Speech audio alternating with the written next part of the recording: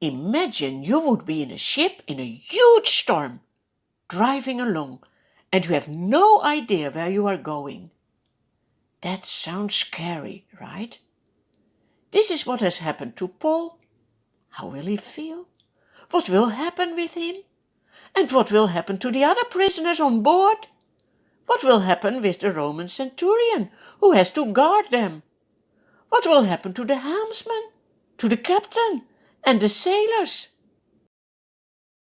They are hardly able to make the lifeboat secure, so the men take it aboard. Then they pass ropes under the ship itself to hold it together. The men are afraid that they will run aground on sandbars, so they lower the sails and let the ship be driven along. The next day, as violent winds continue to batter the ship, the crew begins throwing the cargo overboard. It doesn't help. Oh, it is so scary! Will they drown? On the third day, the men even throw the ship's tackle overboard with their own hands. The terrible storm rages for many days. Neither sun nor stars appear. It is so dark on the huge waves of the sea. The people can't see anything. Finally, they give up all hope of being saved. Is there no one who can help? Yes, there is someone. God, He is also in control over wind and waves. For Him is nothing impossible. But when you don't know Him, you will not know. The people feel hopeless. No one has eaten for a long time. Then Paul stands up and says, "Men, you should have taken my advice not to sail from Crete.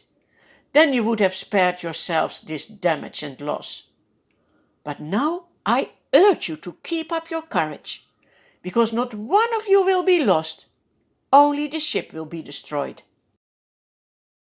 Last night an angel of the God to whom I belong and whom I serve stood beside me and said, 'Do not be afraid, Paul.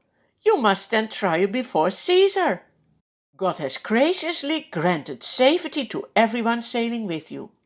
So keep up your courage, men, for I have faith in God that it will happen just as He told me.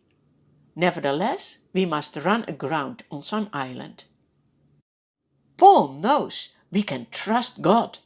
He does what He says. Will the scared people believe Paul's message? Do you believe God's words? On the 14th night, the ship is still being driven across the sea. About midnight, the sailor sense land is near. They drop a weighted line and find that the water is 120 feet deep. That is about 37 meters. A little later they measure again and find it is only 90 feet, 27 meters deep.